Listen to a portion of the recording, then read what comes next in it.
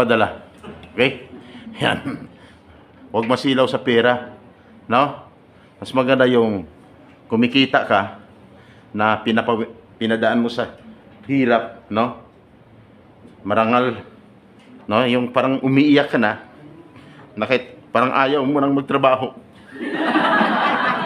At least sumasahod ka. Tama? Kasi sa Pilipinas lang, kung dito ko lang sa Pilipinas, medyo mahirap.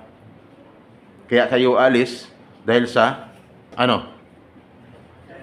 Dahil sa?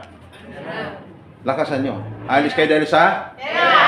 Dahil mga mukha kayong? Hindi, mali na sagot. Mga mukha kayong masisipag at mapagmahal sa pamilya. Tama? Okay.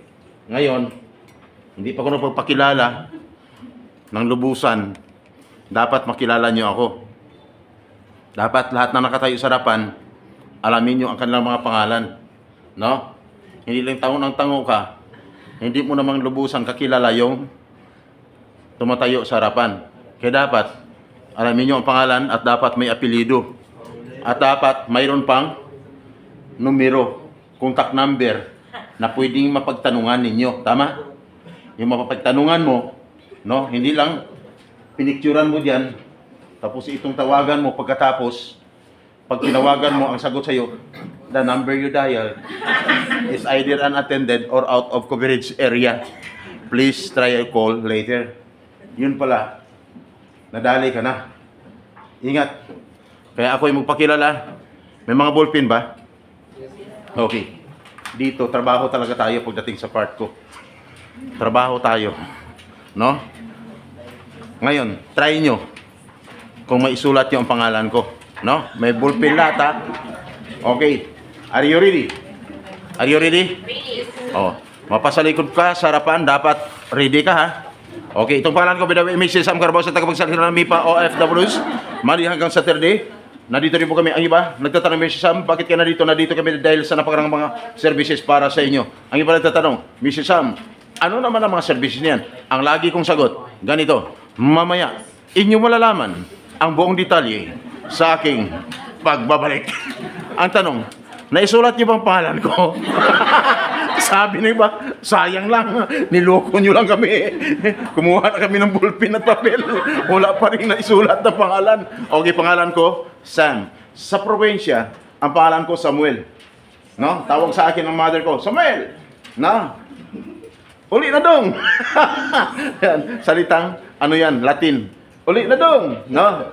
Dito naman, sa Manila, pagdating ko, mga mag-30 years na ako dito. Mas matagal yung samahan dito sa Manila kaysa probinsya.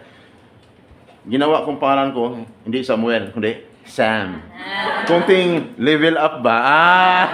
At least kahit paano, nag-level up. Ganun talaga. Kayo, pagdating sa labas ng bansa, dapat i-level up nyo rin mga pangalan nyo. Kaya maraming nagka-problema. Sabi ng iba, oo nga, maganda talaga. Binago pangalan sa Facebook. Nung magka-problema, no? Hindi na makontak ng pamilya. Ang tawag noon, missing. Kasi, nag-iba ng pangalan sa Facebook. Dapat, same pa rin. Kung anong pangalan mo, wala ka namang tinataguan. No? So, dapat, ganun pa rin. No? Kasi mahirap pag may problema. Tatawagan mo, tumatawag sa'yo, tinatanong anong pangalan, ito pangalan ko. Tapos, yung pala, sir, itong Facebook account ko, iba na ang pangalan sa Facebook. Yung account, no? Medyo mahirap. So, yan. Maliban naman kung may tinataguan ka talaga, bahala ka na. No? Okay. Yan. Mr. Sam Carabao ng Amipa Pidus. No? May mga ex-abroad ba? Makulit lang ako. Magtatanong ako. Kaya pag nagtanong ako, dapat sagot ng sagot. No? Huwag kang mahiya. Sabi ni isang speaker, taga-ICC. Parang iyak kasi ako magtanong. Pag nasa harapan ako, para hindi ka mahiya, habang tayo sa harapan, unahan mo ng tanungin. Yung mga nasa harapan mo, sabihin mo, nahiya ba kayo? Di ba mga, nahiya ba kayo? Naunahan mo. Okay! Ngayon, magtatanong na ako. Sino ang mga ex-abroad? Taas yung mga kamay. 10. Sino ang mga first-timers? Taas yung mga kamay. 11. Thank you. Ngayon kung hindi tumataas ang mga kamay, ano kayo? ano po kayo? Di ba? Hindi tumaas ang kamay. Sabi ni isa, Sir, baka illegal recruiter yan. Sigurado, huli mo na. Kasi di ba naghanap ka lagi ni illegal recruiter? Yes. Okay! Ngayon, sabi ng iba, parang ang bilis niya magbilang. Hindi kasi mabilis, magaling talaga ako. Ang favorite subject na course, anong subject ko noon, nung mag-aaral ako is math. Math. Kaya, 10 plus 11 equals 21. No? Yung hindi tumaas ng kamay, no? 12. 21 plus 12 equals 33. Bilangin mo kung ilang tao sa loob. Eh di 33. Okay. Sabi ni ba, pagkapilosopo to. Okay. Nagtatanong na ako. Sunod ko ng katanungan. Sinong ex-abroad na umabot ng 20 years sa labas ng bansa? 20 years. Wala? Si Sir, 20 years. Ilang taon na edad mo, Sir? Ilang taon na edad mo? 63. Ha? 63. 63 ka na? I'm 75 years old. Sir. Pero okay ka ba? Parang wala ka naman puting buka. Ako 75. Okay. 63. Sir, kamusta? Nakapag-ipon naman? Nakapag-pundar naman? Wala na po sa mga bata. Ang mga bata, ilan ang mga anak mo? 5. 5. May asawa ka, Sir? Yan. Ang tanong, ilan? Hindi naman natutagdagan. Hindi, mabait na, Sir. Hanggang ngayon kayo pa rin. Yan ang ama. Tunay na ama. Naglilingkod sa pamilya. Mapagmahal. Tama. Oo. O, sino mga single parents dito? Single parents. Alam ko dami. So, kayo ma'am. Single parents. Ay, hindi. May asawa wala. Sino single? Kayo ma'am. Wala pa rin. Meron ka ng anak. May asawa. Ilan? Hindi. Isa lang. Isa lang. Ganito. Ma'am kayo. May asawa na. Kayo pa rin. Mabuti naman. Sir, mabait din to. Okay! Ngayon, ex-abroad, 20 years ka sa labas ng bansa, sir. Wala ka naman naging karanasan doon na hindi pagganda sa labas ng bansa, wala naman. Wala naman. Gayahin niyo si sir. O sino may naging karanasan dyan na hindi maganda sa labas ng bansa? Yung talagang naramdaman mo, sobrang hirap na. O gusto mo na umuwi ng Pilipinas, pero hindi mo magawa-gawa. Kasi bakit? May piniraman ka ng kontrata, 2 years yung duration. Di ba? Date. 2 years. Kapag uuwi ka, mananagot ka sa batas. Tama? Ayaw mo na magtrabaho, lagi ka lang nag-absent. Kasi ayaw mo na, hirapan ka. No? Meron dyan.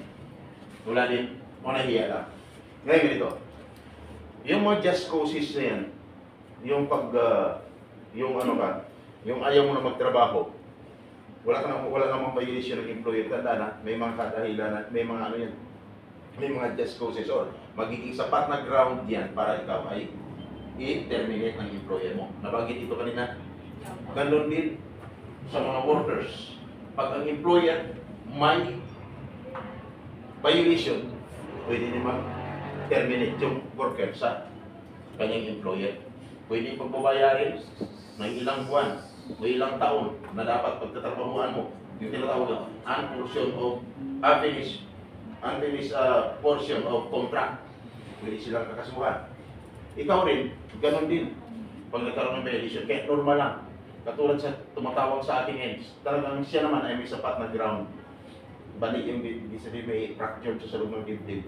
So ngayon, sa labas naman sa yan, yun ang workout mo ngayon. Maliban dyan, mayroon kong dalawa na pinapalo sa mukha ng kanilang employer. Dalawa sila sinasaktan. Mayroon din ngayon. Yan ang akyatin ko ngayon. Yung isa naman, pahirapan. No, kahit saan pinapagtrabaho. Pagkatapos, hirap sa pagkain. Kadalasan nangyayari sa mga household worker. No? Pero, okay lang yun. Paano naman sa mga skilled worker? Nangyayari din? Nangyayari din. Ang malupit, grupo pa nga eh. No? Household worker, pa isa-isa lang sa loob ng bahay. Pero pag kayo'y grupo sa isang kampanya, pag problema ng isa, sabay-sabay kayo. Di ba? Pag walang pagkain ng isa, pahirapan, lahat pari-pari mo. Kasi, ano to? Gutom ng mga pamilya namin. Problema, di ba? Ibig sabihin, ang problema, walang pinipilit. Kaya nandito ako, just in case of emergency. Si Sir, nagpidos ka nun. Tama? Nung umalis ka? Saan ka nagpidos nun, Sir? Hindi mo na. Sir, nagpidos ka nun? Hindi rito. Hindi mo natandaan. Pero nag-attend ka ng pidos, ha? Okay. Magtatanong lang. Nung magpidos ka nun, nakita mo ba ako nun sa pinagpidosan mo? Tama. Hindi. Bakit? Wala naman talaga ako doon. Tama, Sir? O, ngayon, walang ako nakita kasi nandito ako ngayon. Okay. Ngayon, magtatanong lang. Sa mga ex-abroad, lakasan nyo pag sumagot tayo. Yung totoo na discover niyo o na-obserbahan niyo doon sa labas ng bansa. Hindi lang sa sarili mo, kahit natapos mo ang kontrata mo, pero yung nakita o maririnig mo sa iba, naririnig mo sa iba, yung mga nangyayari sa kanila, samot-saring problema, ex-abroad, isigaw nyo yung totoong buhay, OFW. First timers, makinig po kayo. Dahil sasagot sila ng pinakamalakas na sigaw, ex-abroad. Isigaw nyo, masarap buhay, OFW o hindi. Hindi. First timers. Narinig nyo? Sabi ng mga ex-abroad, hindi. First timer, ex-abroad. First timer. First timer, hindi. First timer, ex-abroad. Sagot ng mga ex-abroad, hindi. Sabi ng mga first timers diyan, nung marinig nila, hindi. Ito. Ha? Hindi mo man marinig, pero nasa isipan, malaking question mark. Ha? Problema hindi. Problema. Ma'am, ex-abroad ka. Ilang taon ka sa labas ng bansa? 2 years. Anong trabaho mo doon? Cleaner. Papatunayan natin, ma'am, yung sinasabi nila. Ma'am, ikaw nakaranas ka na ba ng sobrang hirap, sobrang sakit na buhay, pero sobrang sarap naman, naranasan mo naman. Ma'am, sumagot. Naranasan mo naman, hindi pa. Sumagot ka kasi nakatutok ang kamera. Ma'am, naranasan mo na ba? Hindi pa. Hindi pa. Hindi pa. Magtatanong lang ako. Ma'am, gusto mo bang maranasan? Ah? Okay! Ganito. Nung umalis ka, nung hinatid ka sa airport ng pamilya mo, nung pumasok ka na doon sa, sa boarding gate, hindi mo na makita yung naghatid sa'yo. Ikaw, hindi na rin nila makita. Paalis ka na eh. Anong naramdaman mo? Di ba sobrang lungkot? Tama? Sakit, ang lungkot, ang naramdaman mo. Hanggang sa sumakay ka na ng plane. At unti-unti nang umangat ang plane. No? Gusto mo man sumilip doon sa may bintana. Kaya lang, hindi ko natin karapatan na mangagaw ng kasi ang iba, sana ako na gusto mo pang agawan. So ang ginawa ko na lang, umupo na lang at nagpakatahimik. Anong naramdaman mo? Masakit. Sila, silip niya silip. Hindi ka na nila makikita, tama? O, akala nyo, kayo lang ang nakakaramdaman sobrang hirap at sakit. Atin yun yung natin sa iyo. Kaya kayo natin sa airport eh. Para maingatan ka, pati lang sa taxi driver. No? Mga magdurong sa iba. Tapos, ganun-ganun na lang. Pag lumipad ng plane, hindi mo na kahit kawayan mo na naman kamay, hindi mo na makikita, di ba? Mas mabigat sa pakiramdam. Lalo na nung nakarating ka na sa bansa na pupuntahan mo at kinabukasan, mag-umpisa ka ng work. Tama? Habang nagtatrabaho ka, no? Hindi ka makakonsentrate. Bakit? hindi mo pa rin sila makalimutan. Hindi sila mawawala sa iyong isipan. Ngayon, nung matapos ng 8 hours mo na trabaho, ang mahirap nun, sumubra pa, no? 8 hours, no? Tapos sinabihan ka ng supervisor mo, extend ka muna.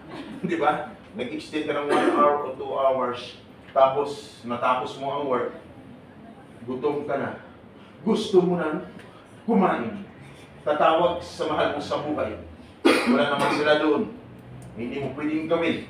Kaya ang ginawa mo, self-service na lang. Tama? Lahat ginawa mo para hindi ka lang magutom at makapagpahinga ka na agad. Ngayon, nung ginawa mo, habang ikaw ay kumakain, mayroon ka pa rin naisipan. Kundi, para sila ay tatawagan. Kinuha mo ang cellphone mo habang ikaw kumakain. Nung tinawagan mo, nagkataon, malakas ang signal. Nakita mo sila sa video call. Nakita ka rin nila. Tama? Pero, nung biglang mag-brown out, anong nangyari? Nawala sila. Nawala ka rin. Tama? Sobrang sama ng maramdaman mo. Pero wala kang magawa. Kung hindi pagpatuloy mo lang, no? Kung ano ang iyong gawain doon, kinabukasan, trabaho ka naman, sunod na araw, trabaho ka naman, tapos hindi pa umabot ang 15 days, may mga tawag na sa'yo, hindi ka na namin makontak, no? No? Pero nung nagkataon na makontak ka nila, ang sabi mo, maghintay ka lang, malapit ng 1 buwan, magpapadala na ako. In short, nung magpadala ka na, nakapagpadala ka na, ano ang naramdaman mo? Hindi lang sobrang hirap, sobrang sakit. Pero pag nakapagpadala ka na, guys, mga first timers, sobrang sarap ng pakiramdam. Tama? Kaya may sinabi ba akong masama? Di ba wala naman? Kung magpadala ka, sobrang sarap ng pakiramdam mo. Pero ang tanong, sino ang mas masarap ang pakiramdam? Ikaw na nagpadala. O ang pinapadalahan mo. Yung pinapadalahan mo. Bakit? Sa isipan nila, may kasunod pa to. Nagkaupo ka lang, no? Tapos nagpapadala ka, siya naman, bili dito, bili doon. Pagkatapos, tungga dito, tungga doon. Tama? May mga gano'n eh. Sabi nung mga mahal mo sa bayo, di ba? Sa kapitbayo, di ba? Nakaganti na rin kami sa inyo. Ganon. Masarap. Ay nakatulong. Kaya lang kadalasan ang nangyari, nakatulong ka na nga. Sunod na mga buwan, laging delayed ng sahod. Ikaw pa ang kasama sa pamilya mo. Wala pa ng sahod, kinukulit ka na. Ang nangyari, dahil nakulitan ka na, inupan mo na ng cellphone. Nung inupan mo ng cellphone, ikaw na nagpakahirap doon. Puno na ng pagdududa ng asawa mo.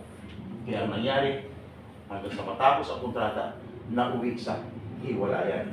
Kaya kadalasan mga OFWs, broken families, no? Hiwalay sa asawa, pag-uwi ng Pilipinas. Akala nakapagpadala, may naipundar. Yung pala, magpagawa ng bahay sa kapitbahay niya.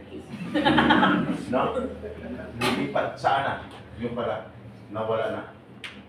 Wala na rin sa bahay yung asawa niya. Doon na. Sa kapitbahay niya. Kaya nga, kaya nang iba dyan, sabi ni iba nakatingin sa akin, mga lalaki dyan, subukan niya lang. Siyempre, di ba? Ingat ka, sir. Ingat kayo. Ha? Ikaw, sabihin mo kay misis mo, manahimik ka naman sa bahay ka, ingat ka dyan, huwag kang labas ng labas. Bakit? Baka masalisihan ka. Ng barangay tayo. Ng barangay tayo. Tapos ka! Tapos din ako! Bakit? May nantok wala. Wala. Kaya dyan, sa mga tingin mo sa akin, hindi mo lang kayang tumawang umiti. Ibig sabihin yan, anong oras ka ba talaga matatapos? Concentrate! Okay! Ngayon, si Mami lumabas na. Natawag na yun. Sabihin niya, huwag mong gawin ha. Okay. Ngayon, magtatanong lang. Lahat ba ready na? Kamusta? Kamusta? Ready na? Huwag naman sana yung manabanggit ko, huwag naman sana. Iyan ay, ano lang yan? Illustration lang yan sa mga nangyayari sa labas ng bansa. Maging sa naging karanasan mo. Hindi lamang sa Pilipinas, hanggang pagdating sa labas ng bansa. Kasi may tendency, yung sinasabi ko, may tendency, may mangyayari yan sa labas ng bansa. Pero sana, huwag mangyari ni isa sa inyo. Okay? Kaya ako'y magtatanong, ready na ba kayo? Kamusta yung excitement? Nasa 100% ba? Sana, after kumagtok, yung 100% na excitement mo, hindi mababawasan. Bakit? Kadalasan, sa lahat na nabanggit ko dito, pag narinig nila, yung 100% nakaubos na after ko. Kasi nagbabawas ako ng 20% bawat na may nangyari sa'yo. Bakit? Mr. Sam, anong sasabihin? Anong babanggitin mo ngayon? Anong sasabihin mo sa amin ngayon? Mayroon akong sasabihin. Ito po ay naayon sa batas na dapat ang isang OFW, pag pumasok sa bakiling buhay OFW, dapat alamin niya kung anong pinasukan niya. Hindi ibig sabihin, nagpidos ka na, okay ka na. Dapat alamin mo pa, lalo na pagdating sa parko. Bakit? Mr. Sam, anong meron? Magtatanong ako. Sino ang nakapag-sign na ng kontrata? Taas yung mga kamay. Nakapag-sign na. 7. Sino ang hindi pa nakapag-sign ng kontrata? 8. Yung hindi tumaas ang mga kamay. 9. Ngayon, Mr. Sam, bakit ka nagtatanong? Gusto ko lang malaman. Gusto ko lang malaman kung anong nangyari sa'yo. Kasi ayon sa batas, dapat ang isang OFW bago magpidos, dapat siya nakapag-sign na ng kontrata. Sabi niya ba? Ha? Sign ng kontrata. Bakit kami? Wala pa. Kung nangyari sa'yo, may ibig sabihin, bawas na ang excitement mo na 100% ng 20%. Ang natira is 80%. Sabi ng iba, oo nga, ako ganun din. Dapat! Nakapag-sign ka na ng kontrata. Tama? At dapat, after mo sign ng kontrata, magpidos, din after magpidos, dapat ilang araw na lang, ay flight mo na. Bakit? Ayon sa batas, ang isang OFW bago magpidos, dapat ang isang OFW mula nag-apply siya at nabisahan, dapat 60 to 90 days prior, dapat wala na siya sa Pilipinas. Sabi ba? 60 to 90 days prior, ibig sabihin 2 buwan hanggang 3 buwan, dapat wala ka na sa Pilipinas mula nag-apply ka at nabisahan. At dapat wala ka na ngayon dyan sa iyong upuan. Sabi ng iba, oo nga. Kami bakit nandito pa rin? Dapat wala ka na ngayon sa loob ng laptop sa mga nag-online. Dapat nakaalis ka na. Sabi ng iba, bakit ako 10 months na nandito pa rin? Normal lang. May ibig sabihin, bawas na ng 20%. Ang excitement mo na natira is 60%. At dapat kailangan ka makailan. Bakit kailangan ka makaalis?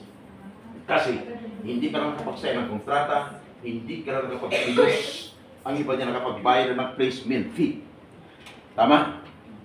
Sabi ng iba, oo nga, ako bayad na rin. Pag nagbayad ka ng placement fee mo, ang salary is 20,000, dapat magkano maging placement fee? Dapat equivalent of 1 month salary. Sabi ng iba, ha? 1 month salary? Bakit sa akin? Sobrang laki. May ibig sabihin, another 20%, bawas na naman ang excitement mo. Kaya sila lumabas. Tatawag ngayon. Ma'am, bakit 8 months na hindi pa rin ako nakalis? No? Problema hindi. Another 20% ang mababawa sa'yo. Ang natira is 40%. At pag nagbayad sa lugar, sa Jollibee, sa Chowking, sa McDo, sa Max, mall, hotel, o restaurant, wala sa nabanggit kung na lugar. Dapat sa loob ng agency. Sabi ni ba dyan, ha? Problema hindi. Normal lang. Pag nangyari sa'yo, another 20% ang mababawa sa'yo. Ang natira is 40%. Ha? At 20 na lang. At dapat merong kaukulang resibo. Sabi ng iba. Sabi ko na rin. Walang resibo. Kaya yung iba dyan tahimik lang. Nagtitik. Saan ang resibo ko? No? Kasi, pag wala kang resibo, wala kang habol. Pag nagreklamo ka, wala kang sapat na katibayan na ipapakita, pwede kang biltahan. Tama? Sabi ni iba dyan. Sabi ko. Di ba niresibo ka? Sabi ni isa, papilan yun. Problema, magbawas ako ng 20%, ubos na, wala na natira. Problema hindi. Problema. Pag nangyari man sa inyo yan, dapat alam ng inyong agency, i-inform ang agency, sabihin kung ano totoo, para naman hindi sila madamay. Bakit? Yung problema na yan, that is a violation of Republic Act 1842 of Anti-Illegal Recruitment or 10022 as amended of Anti-Human Trafficking Violation. Kung ang kriminal nakapatay na kurong nakapagpiyansa sa batas na yan, non-dealable offense. Kaya dapat magiging maingat po kayo. I-inform mo yung agency para hindi sila madamay. Bakit? Pag nadamay sila, anong kaso yun? Accessories of the crime. Tandaan, maraming gumagamit ngayon ang pangalan ng agency. No? Hingian ka na ganitong kalaki, no? Tapos nasa labas, hingian ka. Pagkatapos hindi mo alam, biktima ka na pala. Iba, pumapasok din ng agency, kunyari. You know? Pero magtataka ka, bakit sobrang laki ito? Ang sahod ko ganito lang naman, di ba? Ibig sabihin, inuunti-unti ka na. No? Kaya dapat ingat. Pagdating sa labas na masa, may problema man, dapat magiging aware ka. Maraming pwede mong lalapitan, no? Pagsumbungan. Pero ang una niyong gawin, iwasan yung kung saan-saan makarating yung problema. Bakit? Baka makarating yan kung saan-saan, hanggang babagsak na sa abogado. Tandaan ang problema. Manalo o matalo, nagreklamo ka, magbabayad ka rin sa abogado. Apektado yung pamilya, agency, no? Ahensya ng gobyerno, apektado rin. Bakit? Sakit sa ulo yun eh. Di ba? Sakit sa ulo yun. Yung kung saan-saan ka narating, tapos reklamo ka doon, pagkatapos, wala din naman pala nangyari. Ang inyong i-inform, unang-una, agency. Sabihin kung anong totoo, huwag magsisinungaling. Bakit? Maraming nakulong dahil sa kasinungalingan. Nahirapan ka na sa trabaho. Pagkatapos, hindi mo na kaya. Tapos kung anong sinasabi mo, pwede kang balikan. Dapat i-inform ang agency. Pag medyo nahirapan kayo kumuntak sa agency, may number ako na ibibigay sa inyo. Yung 0948093970 at 0963513548. Pwede kayong tumawag or mag-text dyan. May a-action sa inyong problema. Nakopya, no? Nakopya? Nakopya, hindi? Mamaya, gusto nyo madala yung number yan? Gusto nyo madala? Doon kayo tumawag. Yung may hawak ng number niyo, siya ang kakatok sa pintuan ng inyong agency at ipag-usap ng maayos, diplomatic way. Ang purpose, mapabilis ang pagluntas ng problema na hindi na kailangan ipadaan sa matagal na proseso. Doon, mabilisan at kagandaan, libre ang serbisyo. Ayos ba? Hindi na kailangan damay pamilya mo ang problema. Pagkasusin mo, papunti ng Manila para humingi ng tulong, na mayroong number naman para pwedeng tawagan. Mr. San, gaano katuto at sino ang makakausap nila? Walang iba. Kung hindi, ako. Ako na rin po ang action kakatok sa pintuan ng inyong agency. Ginagawa namin noon, pwede namin gawin ngayon. Naalala niyo ba si Sarah Balabagan? Naalala niyo? Naalala niyo? Ano si Sarah? Ang sagot ng isa dito kahapon sir, babae. Tama. Babae. Sa likod ng babae, may lalaki. Drama yun. Nakulong! At tinatulan ng kamatayan. Sabi niya ba, ba't siya nakulong? Napatay niya ang kanyang amo. Nung inatin po siya na repair or gasahin, lumaban siya. Self-defense ang kanyang ginawa. Lumaban.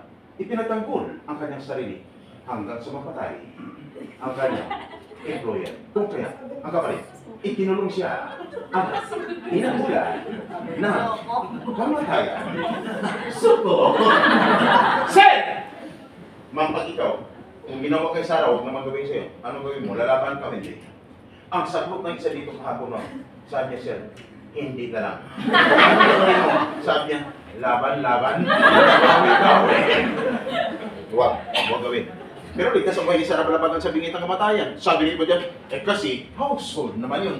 Paano mo si engineer dyan? Nakurong din ang tinatulan ng kamatayan.